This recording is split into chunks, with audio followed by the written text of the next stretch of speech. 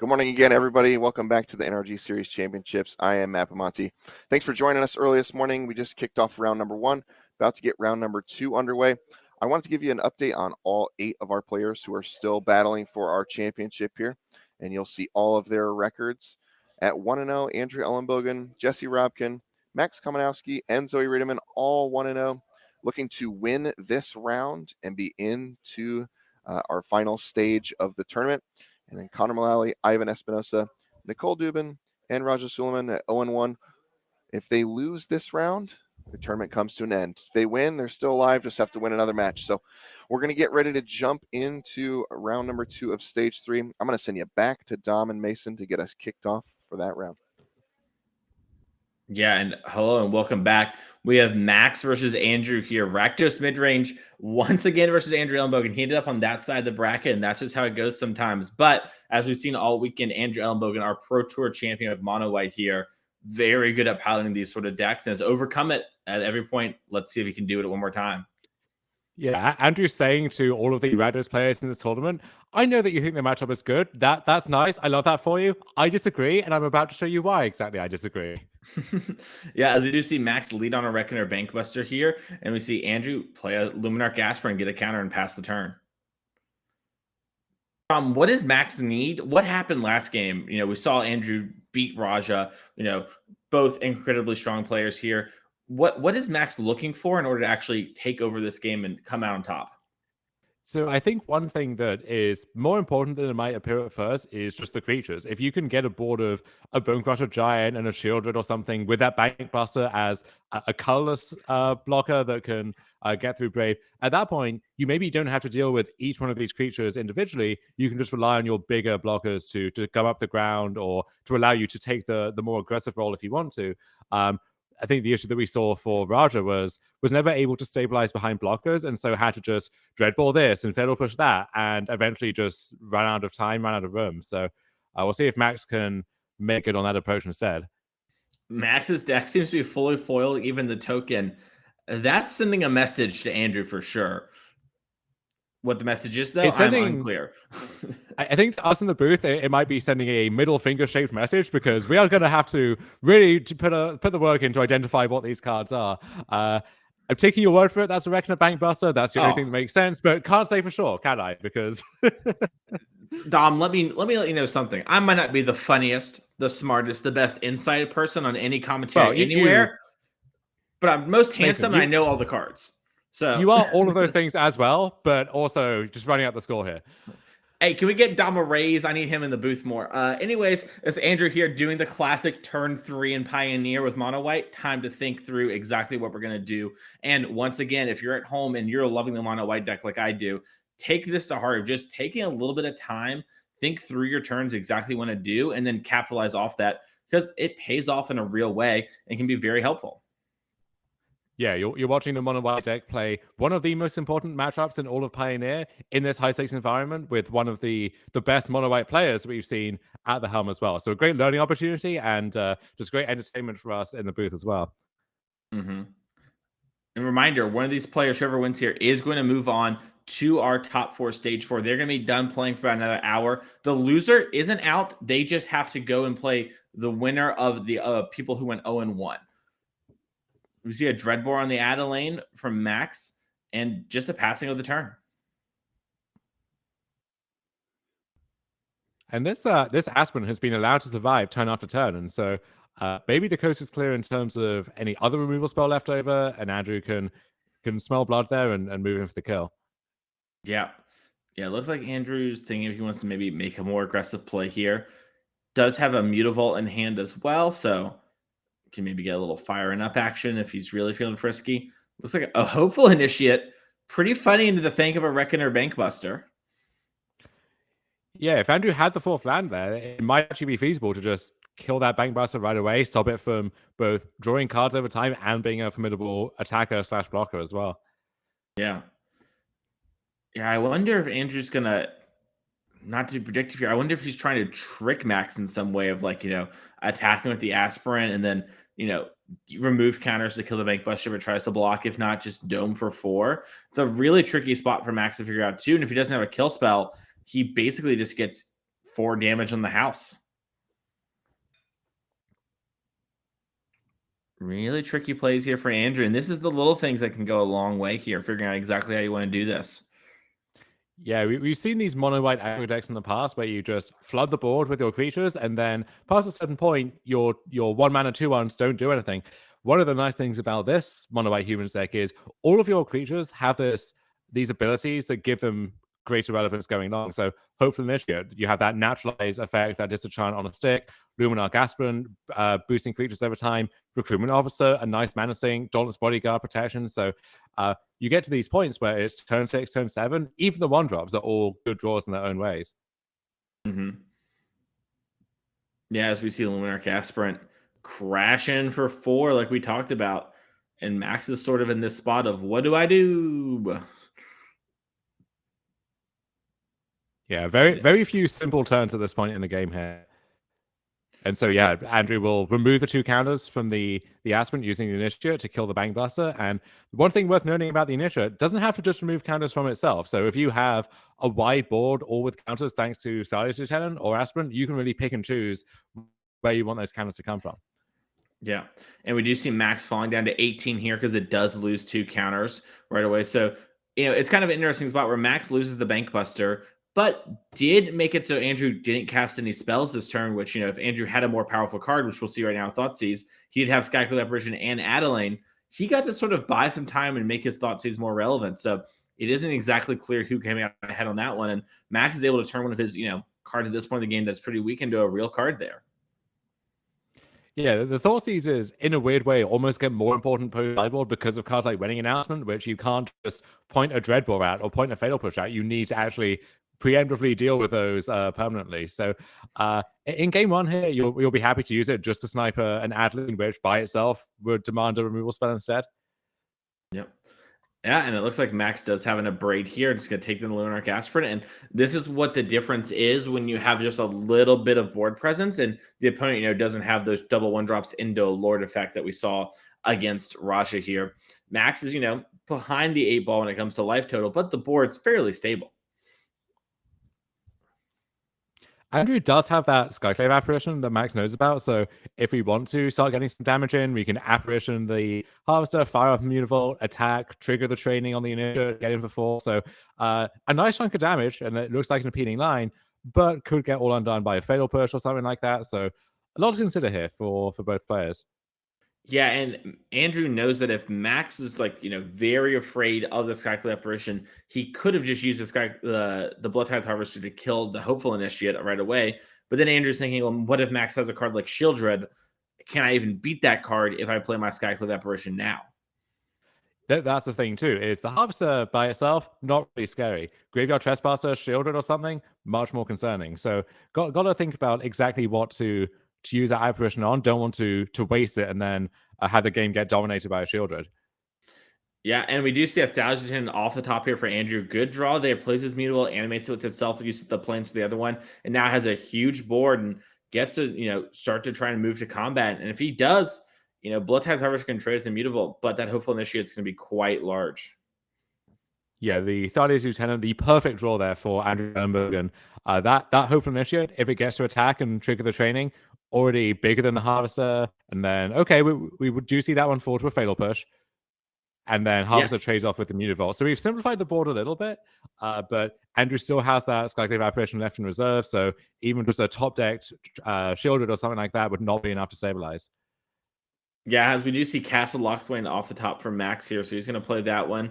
Looks like he's got some spell he's thinking about. Maybe he's thinking about activating a Castle Lochthwain here to try and find something else to play, but he's going to pass the turn for now. Decides he wants to see how much pressure he's going to be under off the top. He knows Andrew's only other spell in hand that is a Skyclave Apparition, since we thought he was 2 turns ago, and it looks like Andrew drew Thalia and is going to cast it, before animating the Mutavault. That way, if Max wants to do something, he maybe can't Fatal Push and Castle Lochthwain if he wants to kill Mutavault. I think this is a quick creature land check on the other side. There is a hive nestled in behind those beautiful woodprint Kamigawa basics. So just some Mutavault getting to attack in here for 3, but that's fine as well.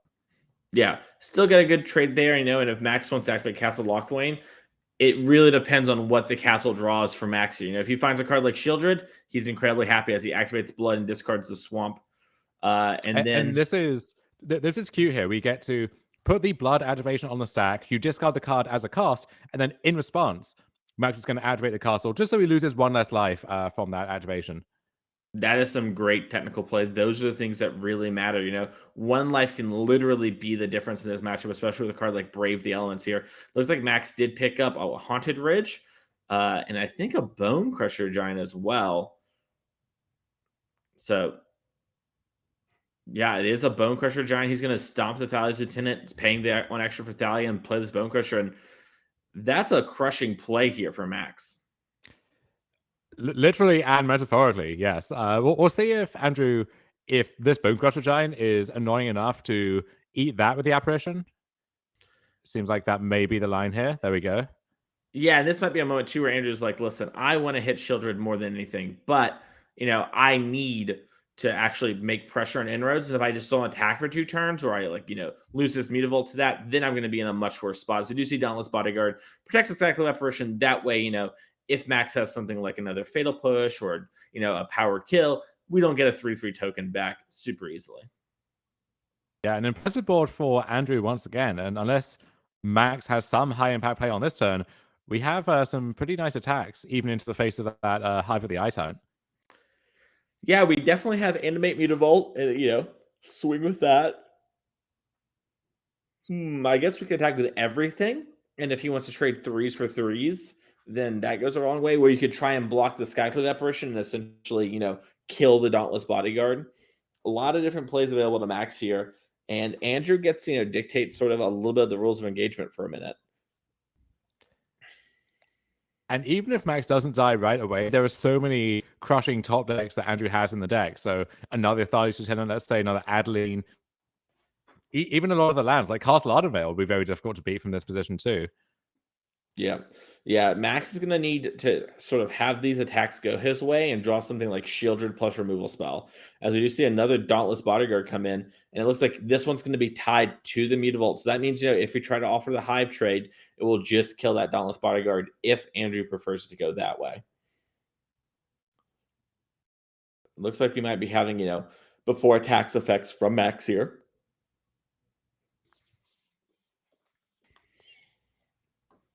Tough turn. Misplaced Ginger turning in his grave over here to see this happen, as we see an attack with the Mutavault. Wait, he's dead? Ginger's dead on the inside. if you play that many Moto Leagues, we got to help him. We're starting a GoFundMe. It looks like Max is like, okay, I'll block your Mutavault, and Andrew gets to decide if he wants to kill this Hive. We are pleased to confirm Misplaced Ginger is alive and well, and probably streaming the Pioneer Challenge today with Rakdos Midrange at some point, but we'll watch us instead. Stay in our comforting warm glow over here. Yeah, I imagine, Ginger's actually watching our stream on his stream. Classic him moment. As we do see an attack and then sacrifice the Dauntless Bodyguard. So we cleared up the 1 Hive of the Eye Tyrant, but it has given Max that pivotal turn we talked about, where if he can draw something like Shieldred here, he can maybe start to stabilize. Looks like he doesn't have much. He's just going to play that Haunted Ridge and then pass the turn back to Andrew. One nice thing about this Mono White Humans deck is the Andrew and Jesse list has 23 lands as opposed to the stock 22, but you can afford to do that in your low curve aggro deck because you have so many mana sinks and so many of your lands do additional things. So you see Mutavault there, one of the best cards in the format and in this deck. 2 copies of Iganto, Seed of the Empire, letting you make some kind of funky semi-bluff attacks. And then Castle Ardenvale in the slower games, Sheffield Dunes as well. You get to have close to perfect mana, and a lot of your lands that make that mana do other things as well. Yep, and we see Andrew being like, listen, the game state hasn't changed that much from my side. I'm just going to tackle this Mutavault and let you decide if you want to trade Hive again. And it looks like Max like, yeah, I want to respect Brave the Elements here. I'm going to block and see, what happens. Well, it looks like we have an animate. Maybe priority's been passed to Andrew, and Andrew's thinking about using something like an Aganjo of his own. I think the list plays 1 Aganjo. Maybe it was 2. I'm mistaken. If it is a 2 situation, then this is a blowout for Andrew. Yep, this Max is going to decide to actually declare blocks there. Andrew draws a land and passes, and you see Andrew not wanting to bluff this with a card like Recruitment Officer. He wants to just get his lands down, and then if he has a chance to play that card and start activating, he'll be happier for it. As Reckoner Bankbuster was the draw for Max here, and we see him immediately activate it, looking for some action. As I do think that Bankbuster should cost one more mana because of Thalia. Maybe we can. Should. Yeah, we will inform our table spotter about that, get that looked at real quick. And then, yeah, there's a lot of 3-drops in this deck, right? It's infamous for that. So that 1 mana can make all the difference. And part of why Thalia is so strong as well. If that 3-drop is a Fable or something instead, then even that through the Thalia attacks could not be deployed this turn. Yep. Yeah, and luckily Max has a lot of mana, so that extra Thalia is just a little oopsie poopsie in the morning. These players have been playing all day yesterday and got up quite early today to game. And we're gonna see Max. I think he drew, the card he's been looking for, Shieldred here. With the Reckoner Bankbuster too.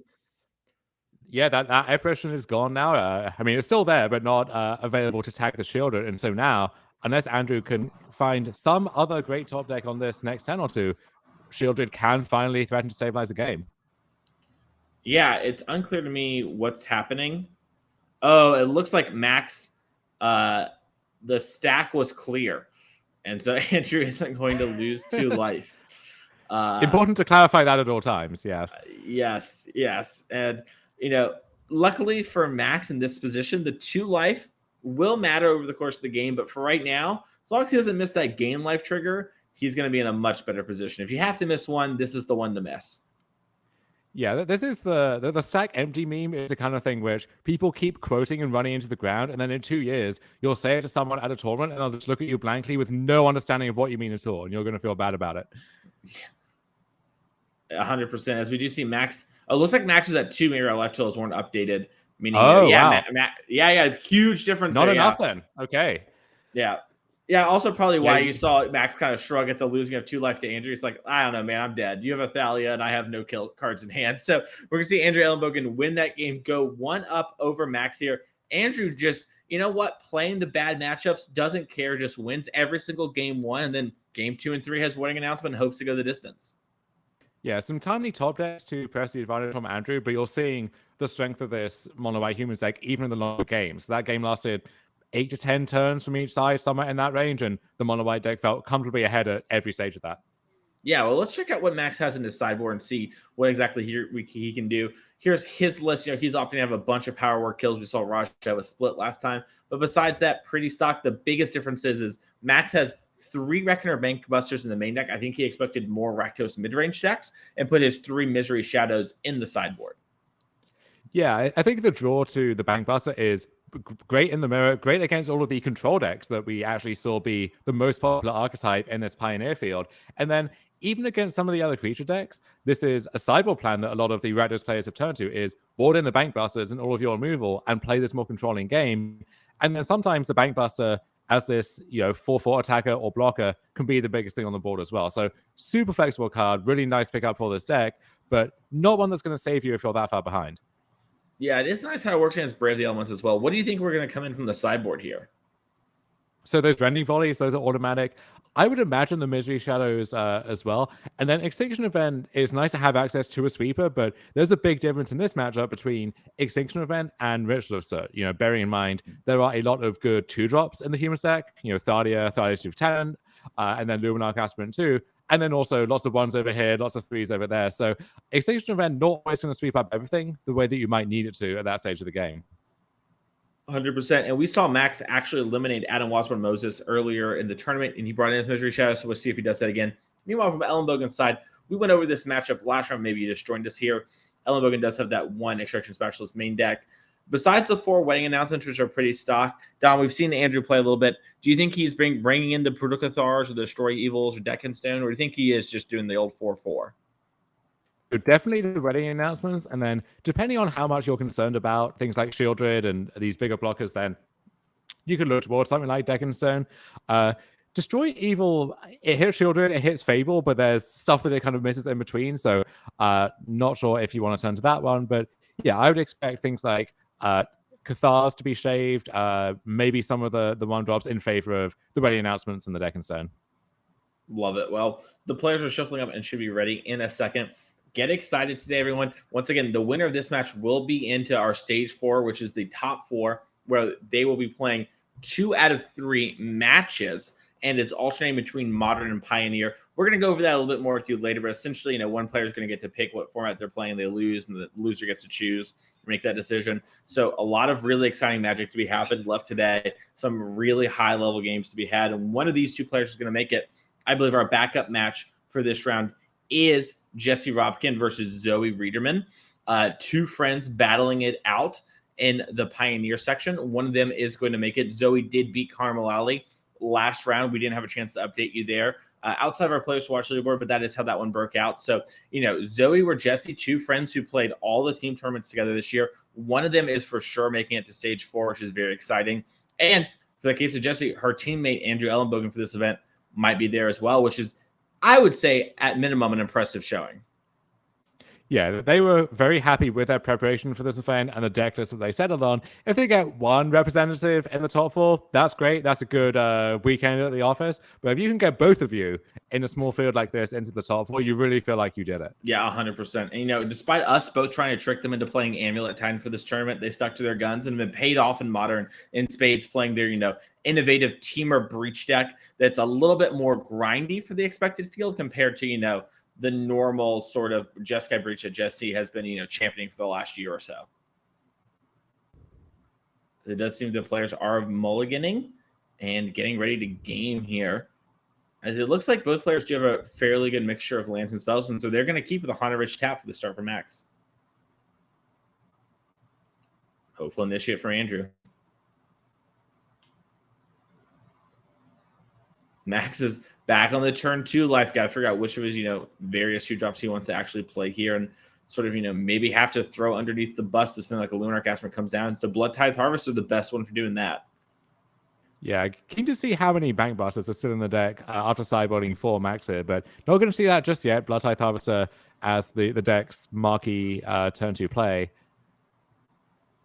Yeah, it looks like Andrew has a Thousand Lieutenant in hand, and it's just going to run that one out and just off, potentially offer the trade here, he's thinking.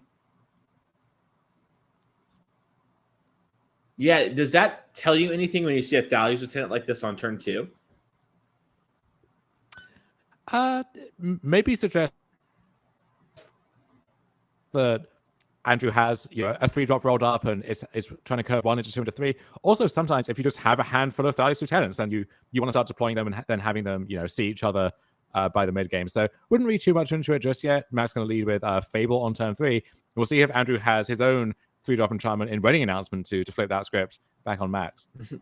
I love this. So Max has the fully foiled out token. You can see it on the top there, but Max did win our showdown. So Max has the official NRG Fable, the Mirror Breaker token, with his friends and teammates Theo and Connor. Connor is playing for his life right now in Pioneer in the lower bracket, fighting Ivan, I believe, on Angels versus Lotus Field. But Max is, letting him have a little time this on here in the feature match area as we pass over to Andrew. And that is the kind of matchup that really heavily favors the Lotus Field deck, unless Angels comes packing a lot of sideboard hate, which it looks like Ivan did not for that matchup this weekend. So I imagine Connor will be happy with that pairing, hoping to get an easier win there and then play for his life in the tournament next round to try and make the top 4. 100%. And we're seeing Andrew. What is it, Dom, turn 3? And what are we doing? Taking a think. Head in the hands. Yeah, this is the nice thing about having these wide cameras on the table is you get to see those elbows on the table, head in hands moments as players try and figure out what the line is. Yeah. I think we should call them team elbows on the table. Elenbogen and Jesse love to do this, where they go for a think and they just rest their head on their hands, just sort of lean over the table and be like, okay, what's happening? Yeah, Elenbogen's on the table here, resting your head in your hands. There's something there. I'm going to workshop that joke and try and get back to you by the end of the broadcast. But for now, as Andrew is deep in the tank, looks like a 1-drop coming down this pipeline here. Yeah, looks to be a hopeful initiate. Got pulled up to the front. Now it is going to grow the Thalia's Lieutenant. We might have a double 1-drop situation so the Thalia's Lieutenant can grow. It is Dauntless Bodyguard too. So now we can grow the Thalia's Lieutenant and grow the hopeful initiate if we want to. Question is, though, who are we going to try and save, quote unquote, with the Dauntless Bodyguard? This is a mannerism you see from Andrew quite a bit. Is he'll be ready to deploy a card after coming to that conclusion, and we'll just kind of bounce it on the parapet at the edge of the table before it leaps over onto the board there. Awesome, great. Yeah, and it looks to me like from the way we're posturing, the card that the Dauntless Bodyguard is going to be attached to the Thalia's Lieutenant, which makes the most sense given the the Hopeful Initiate can't die this combat. That a little double block situation happening. We'll let you know for sure if something changes.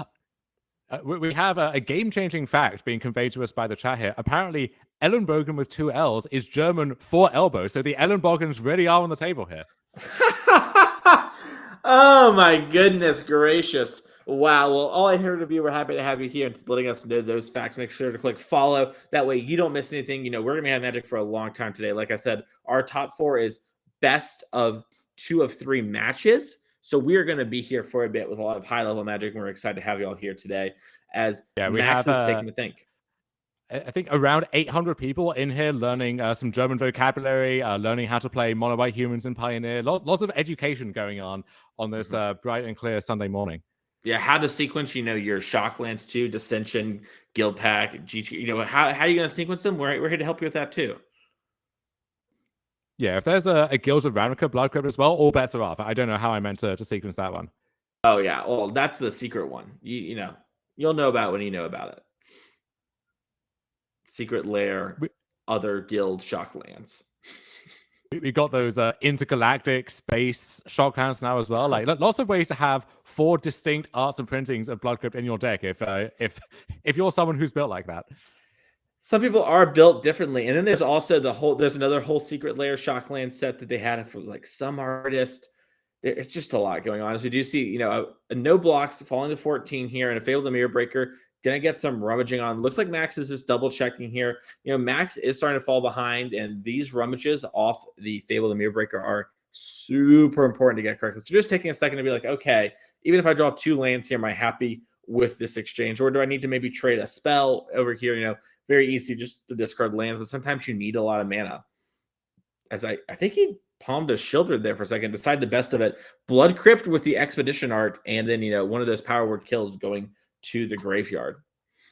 I forgot about the expeditions too, but we'll add that one to the increasingly long list there as well. And I think Andrew has to like his spot here. We have the 3/4 Hopeful Initiate, 3/3 Thalia's Lieutenant. We're going wide as well as going tall, and then only 2 lands so far. I have to imagine once we find that 3rd land, then there's a powerful 3-drop of some kind waiting in the wings as well. Yeah, and you see Max here. He needs to attack because his land in hand is Castle Locthwain with no swamps in play. So if he wants to play the Shieldred this turn, he is going to have to attack with the Goblin. Luckily for him, the Goblin attack isn't the worst thing in the world. It can trade with the Dauntless Bodyguard if Andrew wants it, which would then expose the Thalia's Lieutenant. So, pretty easy attack, but one that he unfortunately is sort of a forced play in order to get his marquee card down. And we can confirm that Connor did win that Angels matchup. And so he's saying he has a clean win and in for top 4 next round against whichever of Jesse and Zoe loses their heads up that's going on just a table away from this one. Yeah, awkward spot for Connor there where both matchups are rough, mono green devotion and mono white. Losing to Zoe just 30 minutes ago to be in the spot to have to beat Ivan, but still alive for our top 4 is our player of the year. And we're at to see what happens with those players here in just a minute. As we do see a stomp on from Bonecrusher Giant there into a fatal push onto this Hopeful Initiate, and Castle Locthwain passing the turn. Yeah, it looks like Max is just going to hold the treasure and just wait a little bit. Yeah, the Bonecrusher Giant not in play quite yet, but soon enough. Yeah, Max really got to simplify the board on this turn, and so there is the 3rd land, and it's a good one in Mutavault for Andrew Elenbogen. And we'll see what that 3 mana leads to here.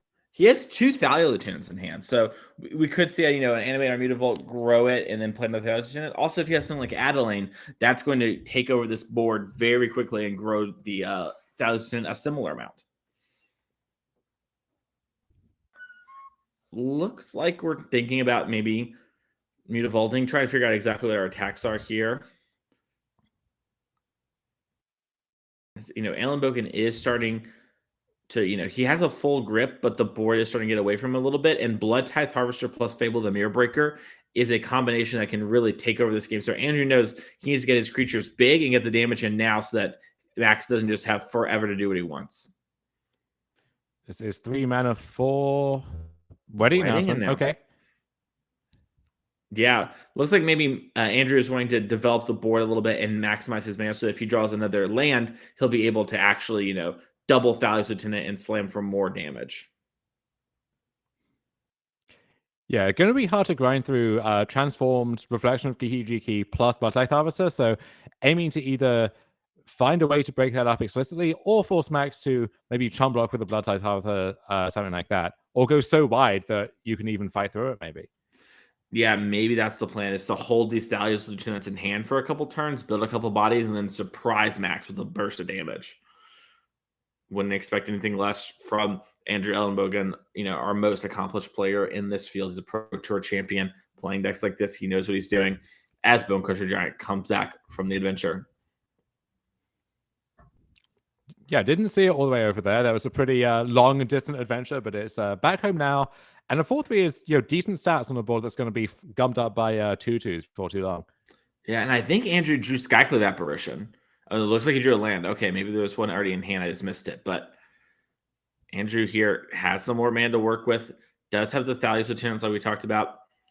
Looks like he did have Skyclave. That's a big draw for him. He now gets to either kill the Reflection or the Bloodtithe, or the Bonecrusher as well. But going to take the Reflection, get that underneath his Skyclave Apparition.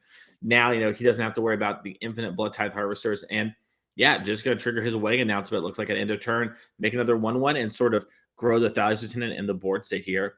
And it's got set up pretty nicely for our good friend Thalia's Lieutenant off the top. Or from the hand, I should say. Oh, Fatal Push does destroy the huge Thalia's Lieutenant. Yeah, Max doing what he can to contain the bigger creatures here, make sure he always has the biggest thing on the battlefield at all times. Yeah. And Max is going to need to find some way to start stabilizing the board and putting pressure on. Looks like he does have a Bonecrusher Giant, so he's going to swing with both his creatures and start the race off. Yeah, sometimes the best defense is a good offense, and Max certainly living by that philosophy on this turn. Yeah, as we do see Max swinging here for 7. If this attack goes unblocked, which is a fairly reasonable play off the, just off the top there for Andrew. Andrew's down on life, and while he does have a big board presence, Max has Bonecrusher Giant in hand, which is, if there's no Brave the Elements for Andrew, which we know from our perspective there isn't, but for Max he doesn't know, if this Stomp resolves on this Skyclave Apparition, the board swings instantly in the favor of Max, especially if he chooses to cast, his Bonecrusher Giant off the adventure, and then has lethal damage actually being represented on the backswing for Andrew.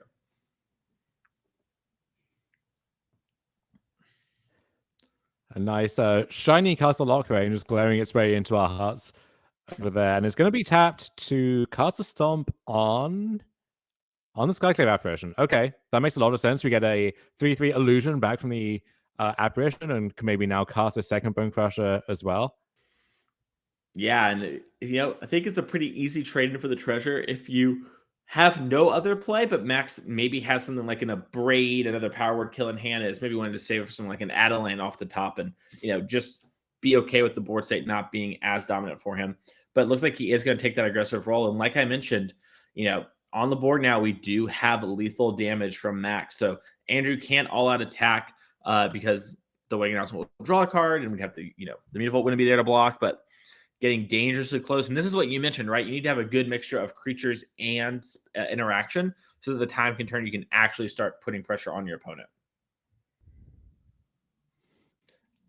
Also, from Max's perspective, you hate to see Andrew not activate the Mutavault, at least to, get the counter. It just means, oh no, what's coming if we don't want these counters? And it turns out to be more Thalia's Lieutenants, more counters. Got to make sure we have enough dice over there, putting our table spotters to the test. And now that wedding announcement is going to transform to buff everything even further. So I think Max is in a position where really need to find one of those copies of Extinction Event that I imagine were sideboarded in. And it would be devastating here as well, because the lieutenants and the tokens both have even mana values. 0, I'm told, is even. And so you could clear all of those up, leave yourself with 2 Bonecrusher Giants, and really be in a commanding lead. Yeah, That is a great point. So that's a card Andrew needs to be thinking about. I wonder if Andrew's going to attack you just 1 or 2, because obviously both his creatures would trade, but then he would draw a card and not make a token, which is, this weird sort of aspect to this deck here and playing with Wedding Announcement. It looks like Andrew decided to leave some of his creatures back on defense so he doesn't just get Alpha Strike killed, and this will let him grow his 1,000 Gems instead of, drawing another card off the Wedding Announcement.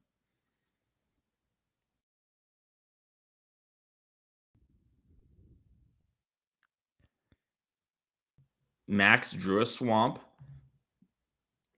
Something he might be interested in playing. Maybe he wants to just discard to the blood. A lot of different options here. Kind of the cool thing about this rack is midrange. Oh, yeah? Yeah. 2 mana 4. The Harvester, maybe. Bankbuster. Blood-type Harvester. Okay. That can juice up the first Harvester and help let it take down something larger like this Thalia's Lieutenant. Yeah. But that's a 4/4. That's now a 5/5. Do we only have 2 blood tokens over there? Yeah, we only have 2 blood tokens. He forgot about the thing. And Max, with a little bit of an oopsie-poopsie, hand in head. Elenbogen's fully on the table there. Head buried in the hands. Yeah, I think Max kicking himself over that mistake. Yeah, and this is one of those things. You can't make plays like this, right, Dom? If you're going to play at the highest level, and everyone makes mistakes, just like Hannah Montana said, we all have those days. But if you do this thing versus someone like Andrew Elenbogen, you are going to get punished. As we see Adeline come off the top there, which is going to grow the Thalia's Lieutenants even more. And now Max is in a terrible position.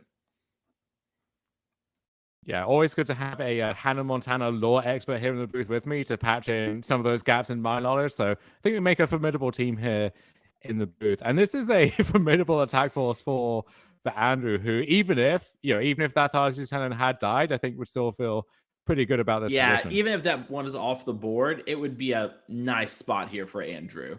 And, we're going to see some moves for attacks. It looks like Max is maybe thinking about, it looks like Andrew was thinking, okay, I thought Max maybe was trying to do some pre-combat, possibly pop a blood token situation.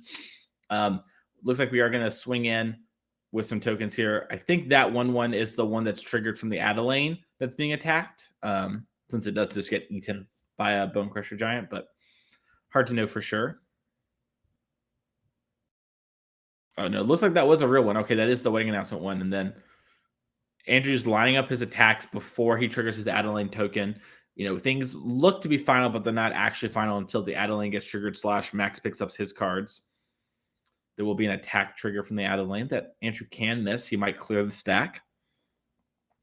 As the token comes in, and now the Thalia's Lieutenants get even bigger. Yes, the stack is now empty, and those Lieutenants are growing yet again. A 6/6 and a 4/4. No, a 7/7 and a 5/5. See, it happens to everybody. Just keeping you on your toes. I love toes to be like on top of them, like standing up. It's so great. As we move the blocks, those are pretty good as well. Anyway, yeah, they're attached to your ankles, which is super good. Like, I love being able to turn.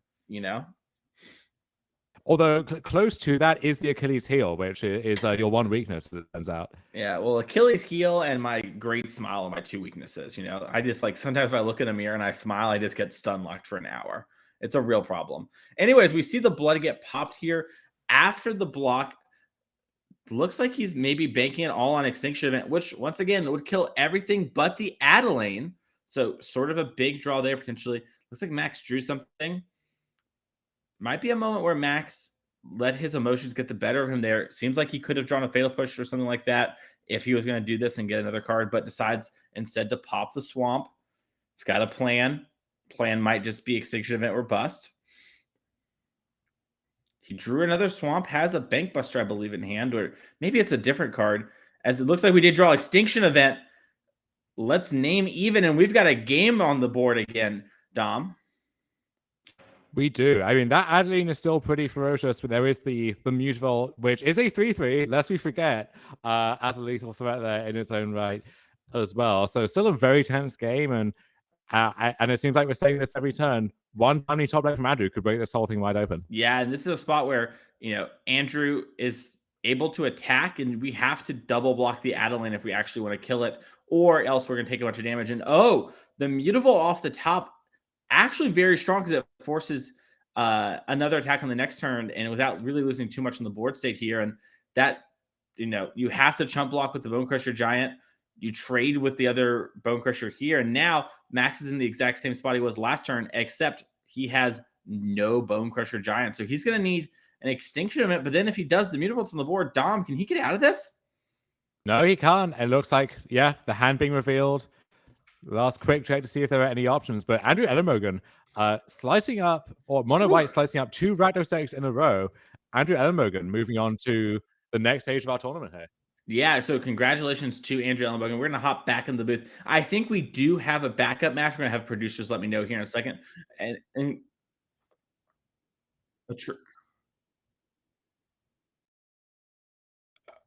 okay, so here's what's happening. Jesse and Zoe are in game 3. It's just about to start. Let's hop over and watch that right now. The winner of this game will join Andrew Elenbogen for sure in stage 4. The loser, it's going to be still live, going to have to play against Connor Mullally for the chance to make stage 4. Let's go check out that match. Wait a second. Dom, how you doing while we're waiting? There we go. We're back. No, you're all good, producer. Don't worry about it. It looks like Jesse's on a mulligan to 5 here.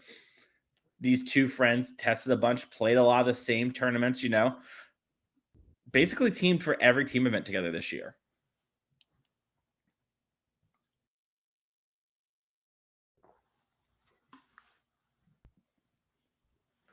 Yeah, these two teammates, friends, often seen traveling from the Chicago area to these tournaments together. So both fixtures of the NRG series over here, and one of them about to lock up a spot in the top 4, depending on how this game goes. Yeah, and it looks like, once again, this is game 3, so Zoe is on the play. Jesse took a mulligan and has drawn something that's really sparked some interest from her. She's figuring out exactly what she wants to do.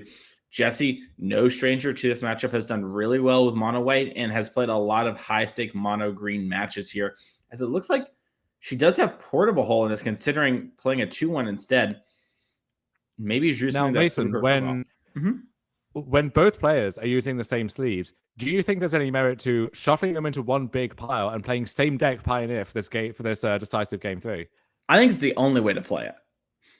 I'll just keep it a stack, If you're not doing that, are you really playing Magic here? So we do see a Wolfwillow Haven come down for Zoe and get the mana on, as Jesse does have Luminarch Aspirant. But yeah, Dom, I would only play that way, and I think it should be actually all 4 decks Commander style for our finals. So maybe 2023 NRG Championship will have that, as we do see a Kiora come down, a land from Zoe, as we're doing a little shortcutting here, and, just have a 7 loyalty Kiora that's threatening to have a bunch of mana on the next turn. Yeah, it looks like at the very least, so he has a Storm or a Cavalier ready to go again, use all this mana on the following turn. And this is why, even though most mono white players say they really like the Green Devotion matchup, and when Green Devotion was more popular, this was one of the main reasons to play this mono white humans deck. You can never feel good against a turn 1 elf when you're on the draw, almost no matter what you're playing or what the matchup is. Yeah, it's just a kind of a constant, and you're just so far ahead, and you force them to either stifle their own development or you to be really far ahead. Looks like Jesse has a double 1-drop, but has a Mutavault hand, but has Thalia's Lieutenant.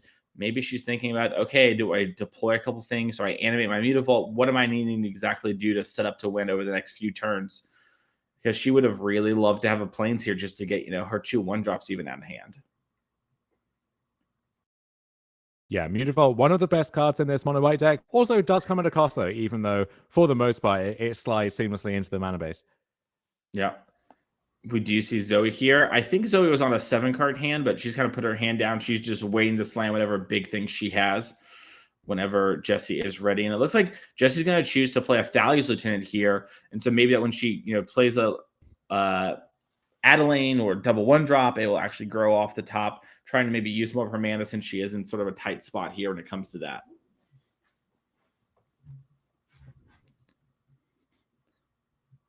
And Zoe, I believe, was our only Green Devotion player in the entire field here, which a few months ago would have been shocking, when it felt like the whole story of the format was Green Devotion versus maybe Rakdos, and maybe that was it. Mono Green has really dropped off since then, but Zoe still, carrying the torch for the deck and has been one of its proponents over the course of this entire series over the past year. 100%. And we see that Zoe with a lot of decks, her modern deck is Living End, which you would say the same thing about, just a couple months ago, one of the best decks in modern, and one that, you just don't quite see as much, but she brought it here today. I was like, listen, I got here playing this deck. You might know I'm playing this deck, but you're going to have to mean it when it comes to Graveyard Hate if you're going to beat me. And we see her in our top 4 here as she reveals Elder Gargaroth. You hate to see that one in that zone if you're a Zoe fan. Rest going to the graveyard. I think if you're a Zoe fan, you have a lot to, not to like in this game as well here. As Cavalier draws off Kiora, finds another land. We get to follow this up with an Old Growth Troll, trigger the Kiora again, and then Storm the Festival, waiting in the wings for next turn. So really fantastic board here for Zoe. And I'm not sure how Jesse plans to get out of this. Yeah, Jesse drew a Thalia for turn, and this is going to look to be a Brave the Elements game, I think, Dom. If she's going to get out of this, she's going to need Zoe to just sort of have creatures that aren't the card Elder Gargaroth, which Zoe only has one of in her deck. She has actually 2 sideboard cards, Dom. She has Vivian and Gargaroth that she brings in some matchups as strong Storm the Festival hits. So we know we don't have to worry about any more of those in his open deck list, but yeah, I think Jesse's in a really tough spot if she doesn't start drawing incredibly well very soon. I do like the Gargaroth a lot. You see some of these mono green lists. The sideboard is 15 artifacts. I'm just submitting the same 60 cards most games, and I don't need to think about it. But I think that maybe you don't need all of those artifacts, and if you can improve your top end for Storm the Festival and some matchups, that's a really nice spot to be in. So Gargaroth going to hit the bin here, not going to participate in this game, but this Storm the Festival will hit another Kiora and another Cavalier. Wow. Yeah, and the way this works is that Zoe's going to actually have to draw 2 cards off that one Cavalier entering with the 2 Kioras. It's very weird, but is how the game works despite, there only being a Kiora. And then we're going to resolve this. I think the players probably also shortcutted for everyone at home and said, hey, we both know that the higher loyalty Kiora that hasn't been used is the ones on the board here, but I'm going to finish resolving this for the sake of, making it easier for us to move forward. And Sky Sovereign off the top too. Oh, geez. Yeah, those 2 Kioras only on the battlefield together for a brief moment, but that is long enough for both of them to see the Cavalier and reward you accordingly. So here's another Ogre Troll drawing a card. And is there a Nykthos to really raise the roof on this game? Yeah, I think Not so. Just and yet. Yeah, it doesn't have it here, but also does it really need it? Just has a lot of mana and is pretty far ahead on board. And we're probably going to see Zoe start taking an aggressive posture so that she can actually beat a card like Brave the Elements here. And she has such a commanding board that she can pretty easily do that. As we do see her tap her Llanowar Elf and to play the other Llanowar Elf. A moment of maybe, said we tapped the Wolf Willow Forest, but didn't. 2 friends and everyone sort of knows what's up. It's really easy in those spots, right, Dom, when you're playing your friend, really like, yeah, we both know it's tapped, even if we physically didn't do it. Yeah, you can shortcut in a way which maybe is a little confusing for us as viewers and commentators, but what matters is can they follow it there at the table, and it seems like they definitely can. We see Zoe attacking for 9 here, and this is one thing about this mono green deck is you can win through these elaborate Karn, Kiora, Pestilent Cauldron loops, and so on, with the Chain Veil can work its way in there and what have you, but sometimes you just play some big boys and you get to work, and that's gonna be good enough. 100%. As we do see a Luminarch Aspirin come off the top, and Jesse's in an interesting and awkward spot where she can make her Luminarch Aspirin a 6/6 and it could block a Cavalier. But Dom, do you know what comes back if we block the Cavalier? The Gargler. Anything. The Gargler. As we do see an Oath of Nissa off the top, and I think Zoe drew her second Sky Sovereign console flagship. Zoe, a big fan of that card. Oh, that's Nykthos. So that's okay. Quick count, quick maths. That's 16 devotion, 17. Okay, we've seen enough. Yeah, we're moving on. Congratulations to Zoe Reederman. She's going to be in our stage 4. So Jesse Robkin, not dead. Max, not dead. Those 2 players are going to battle. So we're going to see Jesse versus Connor as one of our 2 matches next round because they're the only 2 people left in the room. And we're going to see which one of them moves on. And then Max versus the other player. We'll confirm exactly who Max is playing. But first, we're going to take a quick 2-minute break. So go use the bathroom. We'll be right back here with some more Magic the Gathering.